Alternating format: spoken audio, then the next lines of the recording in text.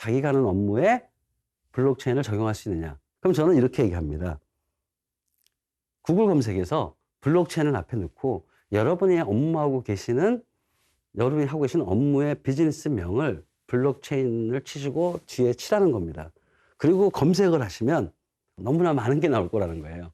그게 현재의 블록체인의 흐름이라는 거예요. 신뢰를 보증해주는 대가로 저희가 4,000원을 내는 겁니다. 그런데 은행들이 만약에 블록체인 플랫폼을 가지고 뱅크 사인을 만든다면은 그거에 대한 수수료를 저희한테 안 받을 수도 있습니다. 중국은 2018년부터 어떤 특정 도시를 스마트 시티 시범단지로 해서 블록체인 시티라는 용어를 만들었습니다. 저희보다 굉장히 빨리 가고 있다는 거죠.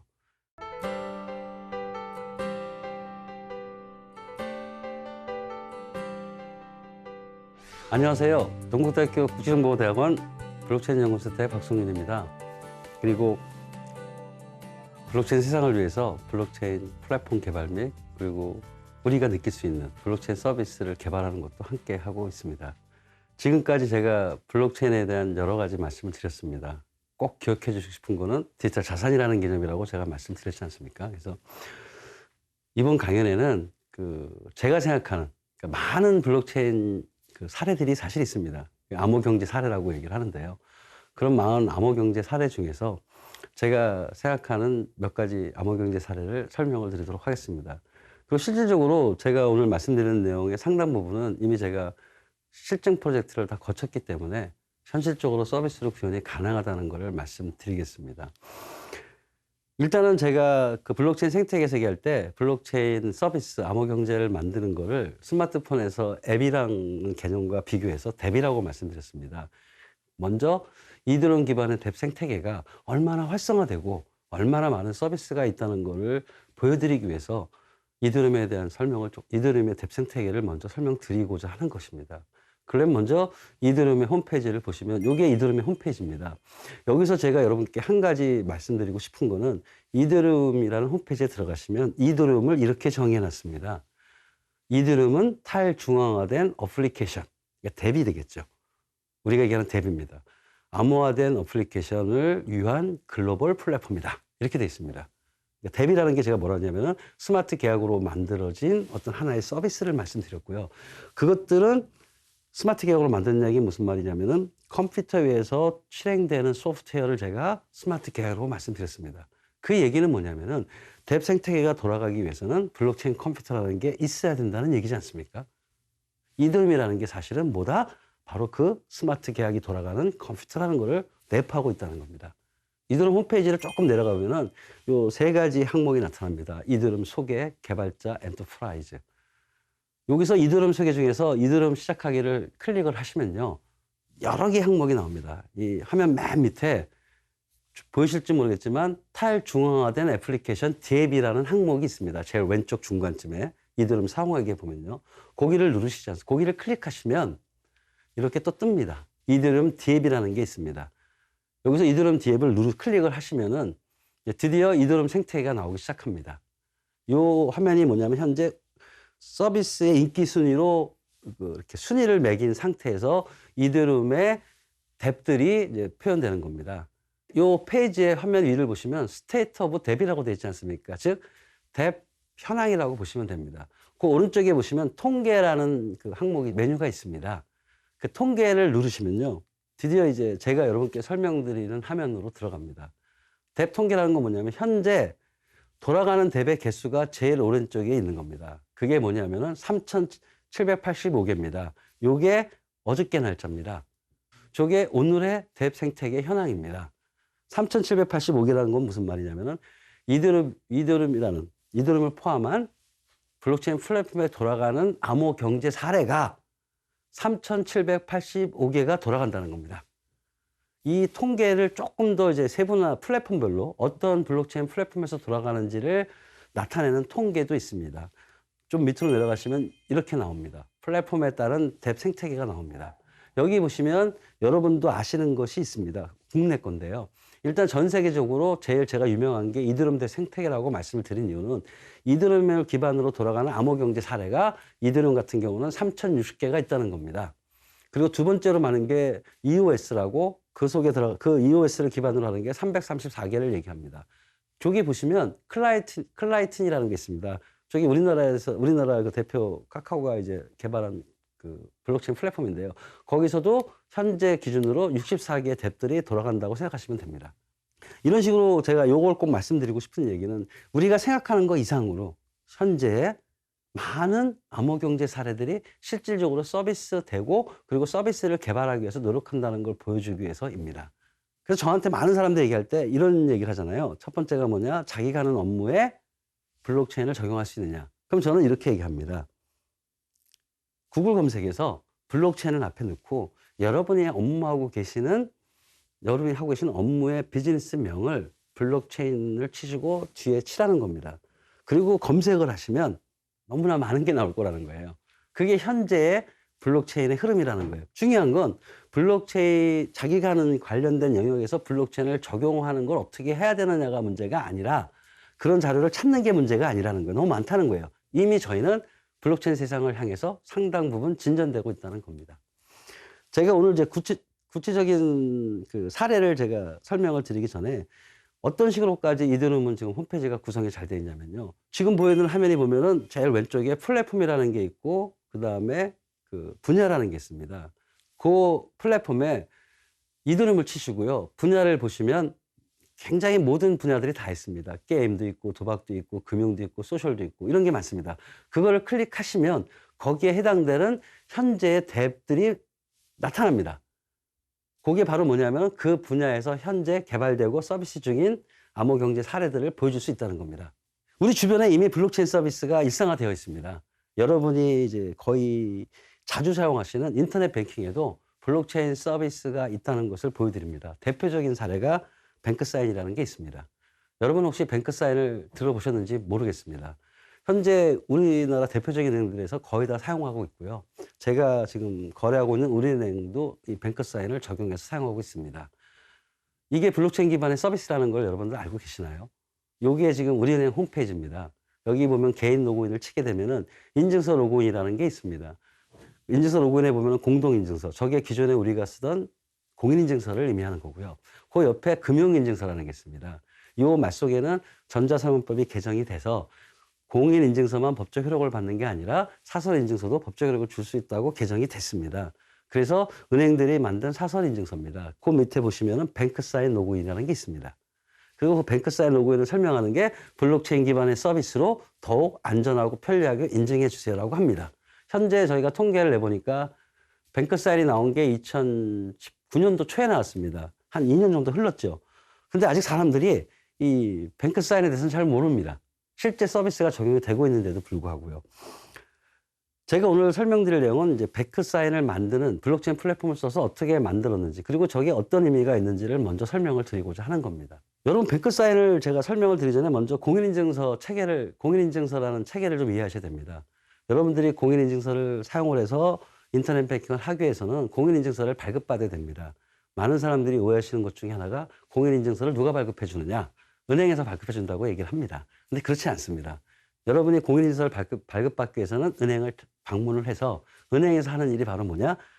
대면으로 신원을 인증하는 거예요. 저 당시만 해도 인터넷에서 신원을 법적으로 보장할 수 있는 방법이 없었지 않습니까?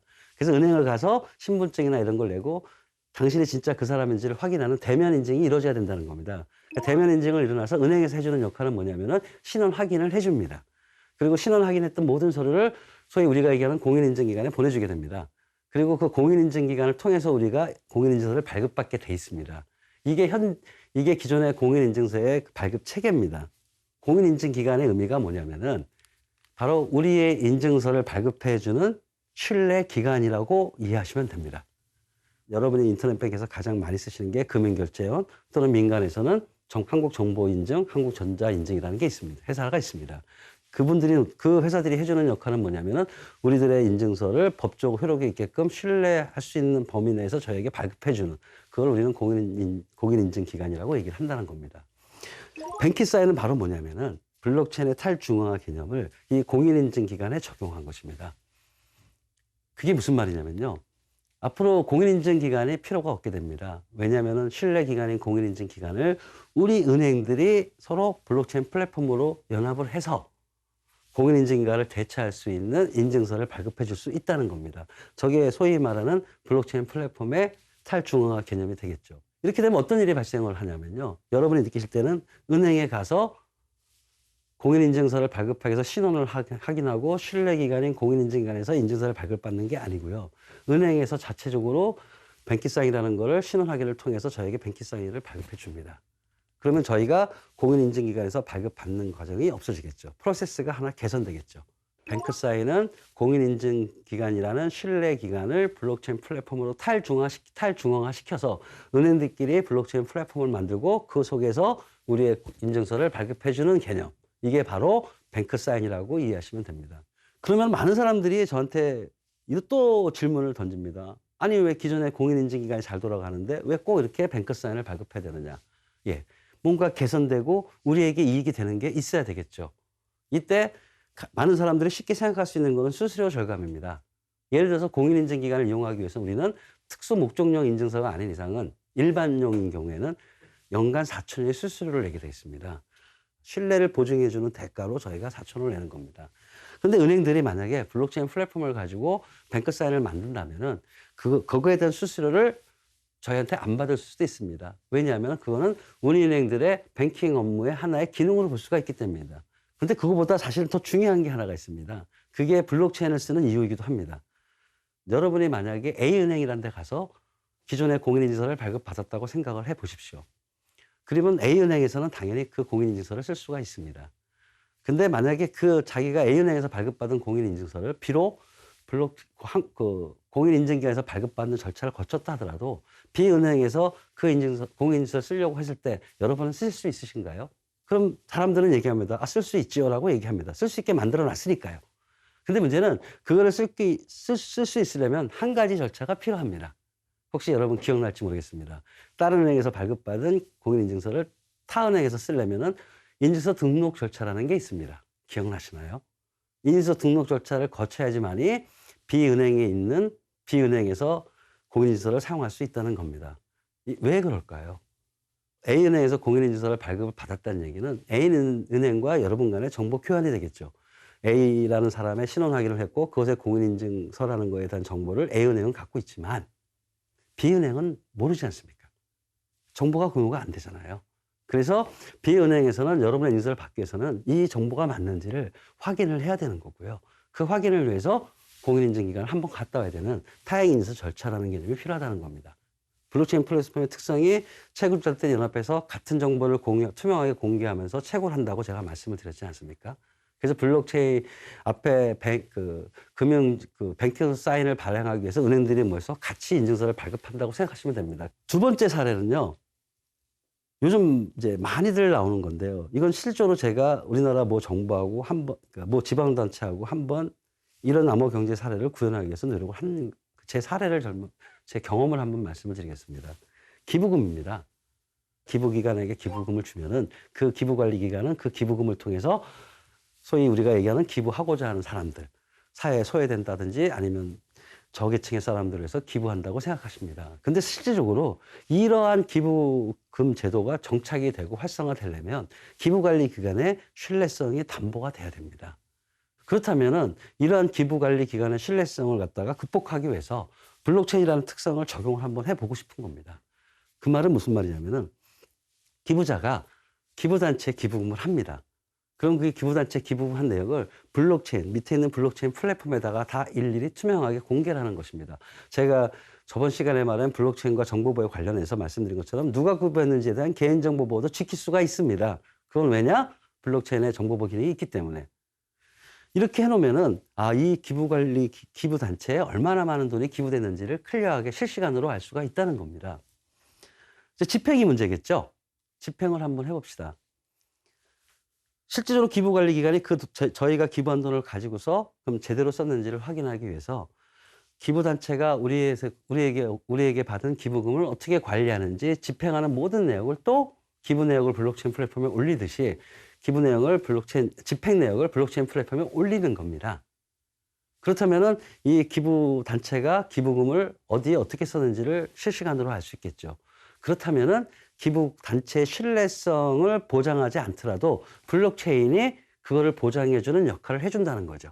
앞에 뱅크 사인인 경우에는 그 신뢰 기간을 완전히 제거하는 경우를 얘기하는 거고요. 이거는 우리가 신뢰해야만 되는 기부 단체를 제거하지 않더라도 기부 단체 신뢰성을 우리가 확인할 수 있는 하나의 또 다른 툴을 주는 전혀 다른 사례라서 제가 설명을 드리는 겁니다. 여기서 제가 말씀드리고 싶은 거는 블록체인을 이용해서 반드시 우리가 믿어야 되는 신뢰 기간을 없애야 된다는 얘기를 하는 게 아닙니다. 신뢰 기간을 제거해서 프로세스를 개선하든지 아니면 신뢰 기간의 신뢰성을 확보하기 위해서 블록체인을 이용하든지 두 가지 경우로서 우리는 블록체인을 쓸 수가 있다는 겁니다. 제가 좀 한 가지 재밌는 얘기를 드리면요. 이렇게 했더니 이제 그 지방단체에 계시는 모 공무원께서 저한테 이런 말씀 하시더라고요. 아니, 우리가 기부하는 사람들은 사회 소외계층이고 돈이 없는 사람들인데 그 사람들이 어떻게 스마트폰을 사가지고 이런 걸 프로세스를 하느냐. 예, 현실적인 문제입니다.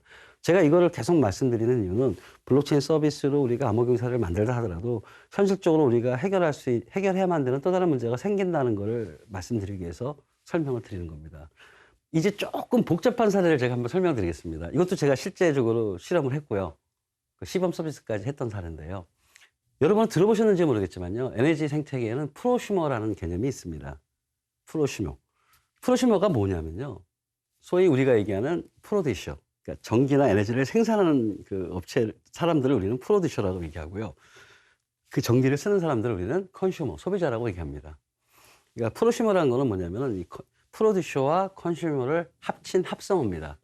즉 프로슈머는 뭐냐면은 전기를 생산하는 사람인 동시에 전기를 소비하는 사람이라고 생각하시면 됩니다. 예를 들어서 어떤 걸 말씀을 드리는 거냐면은 태양광을 설치한 일반 주택에 태양광을 설치하면요. 그 태양광으로 이제 전기를 생산하지 않습니까? 그러니까 그 집에 태양광을 설치한 사람들이 쉽게 얘기하면은 프로듀서, 생산자가 되겠죠. 근데 그분들은 자기가 생성한 거를 이제 소비하지 않습니까?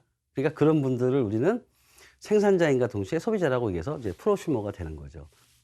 이런 상상을 하는 겁니다. 우리나라 국민들을 모두 프로슈머로 만들자. 그렇다면은 우리나라 에너지 자립도에 상당한 기여를 하지 않을까라는 생각을 하는 거에서 출발을 한 것입니다. 먼저 우리나라 관련 법제도를 알아봐야 됩니다. 이런 정책, 이런 생각이 과연 현실화될 수 있는가. 혹시 여러분들 한국전력을 들어보셨죠? 예, 한국전력은 워낙 유명한 회사지 않습니까? 근데 한국전력의 기능이 혹시 바뀐 거를 아시는 분은 있으신가요? 요즘은 이제 좀 시간이 됐기 때문에 많은 분들이 아는데 옛날 한국전력 초기에는 한국전력이 전기를 생산하는 곳과 발전과 그 발전된 그 전기를 송전한다고 그러죠. 배분해주기까지 모든 기능을 다 가지고 있었습니다. 독점적으로 에너지를 생산도 하고 판매도 하는 회사였습니다. 우리나라 에너지 관련법이 개정이 돼가지고요. 지금은 한국전력은 전기를 생산할 수 없습니다. 발전할 수가 없다는 거죠. 혹시 남동발전, 동부발전 이런 얘기 들어보셨는지 모르겠습니다. 그래서 그 발전소들은 발전만 책임지고 있습니다. 그래서 현재 우리나라의 에너지 생태계는 발전을 담당하는 곳과 송전을 담당하는 걸로 구분되어 있다는 겁니다. 그런 관점에서 봤을 때는 태양광은 뭐냐면은 발전을 담당하는 겁니다. 누구든지 태양광 발전을 할 수 있도록 할 수는 있는데 그 태양광 발전을 자기만 쓰는 경우가 있겠죠. 근데 어떤 사람들은 태양광 발전을 해서 자기가 쓰고 남은 전기를 팔 수도 있지 않을까요? 근데 제가 아까 말씀드린 것처럼 발전은 이제 태양광 발전 같은 경우는 할 수 있게 돼 있습니다. 근데 그 태양광으로 발전한 그거를 팔기 위해서는 한국전력을 통해야 됩니다. 그 말은 뭐냐면은 태양광 발전을 했다 하더라도 우리에게 직접 할 수는 없다는 겁니다. 한 단계 거치는 거죠. 그러니까 에너지 정책에서 판매를 위한 어떤 하나의 신뢰 기관이 하나 한국전력이 생긴 거라고 보시면 됩니다. 그러면은 저한테 오는 전기값에 대한 그 가치가 전기값이 중간에 거치는 기간이 있기 때문에 직접 사는 것보다는 직접 유통하는 것보다는 좀 비싸지지 않을까요? 네, 맞습니다. 그래서 제가 생각한 건 이겁니다. 왜 꼭 이래야 될까? 그냥 태양광 발전하는 사람이 우리에게 직접 전기를 판다면은 태양광 발전도 수익이 창출될 거고 우리도 전기료를 좀 더 싸게 쓸 수 있지 않을까 이런 생각에서 출발을 한 거고요. 그걸 블록체인으로는 구성할 수 있다는 걸 말씀을 드린 겁니다. 그래서 어떻게 하냐면 이렇게 하는 겁니다. 우리가 태양광 발전하는 사람들이 태양광 발전을 해서 그 전기를 판매를 할 때 한국전력에 판매하지 않고 블록체인 플랫폼을 통해서 P2P로 바로 우리에게 판매할 수 있는 P2P 에너지 거래 플랫폼을 만들어 보자는 생각을 한 겁니다. 근데 이렇게 해가지고 이제 실제로 구현을 하다 보니까 현실적인 문제가 하나 또 생기더라고요. 어떤 문제가 생기냐면은 태양광 발전소가 태양광 발전소가 자기가 생산한 판매를 P2P 중개 거래를 할 수 있어 저에게 직접 할 수는 있지만 실제로 저에게 팔았을 때 저에게 전기를 줘야 되지 않습니까? 송전 문제가 생기는 거죠. 근데 태양광 발전에서는 송전 기능이 없습니다. 한국 전력을 통해야만 됩니다. 그러니까 소프트웨어 재고나 생태계적인 관점에서 P2P 에너지 거래가 가능한 건 확인을 했지만 실제 현실에서는 한국전력을 통해서 왜? 배전과 송전을 가지고 있는 한국전력을 통해서만 판매할 수 없는 현실이 있다는 겁니다.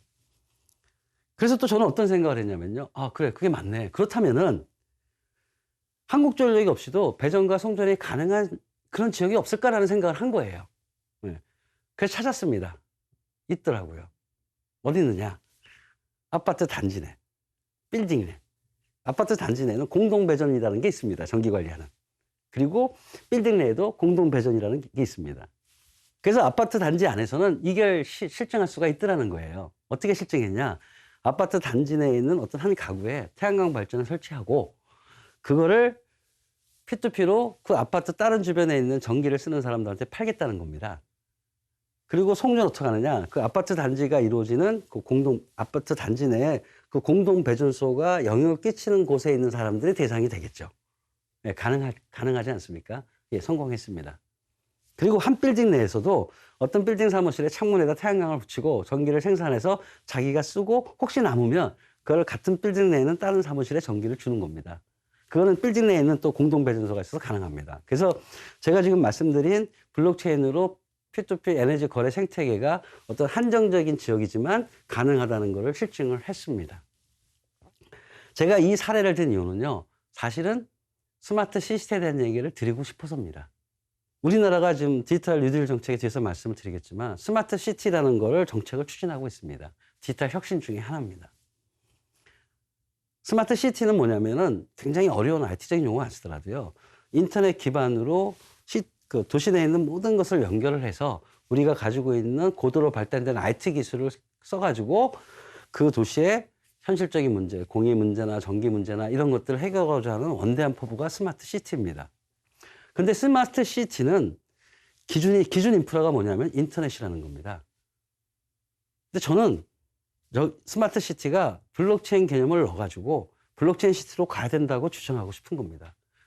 스마트 시티 개념보다는 현재 우리가 쓸 수 있는 블록체인 기술이 있고 좀 더 나은 암호 경제가 갈 수가 있는데 그렇다면 블록체인 시티로 가자는 거죠. 스마트 시티하고 블록체인 시티의 차이점은 스마트 시티는 인터넷 기반이고 블록체인 시티는 제2의 인터넷.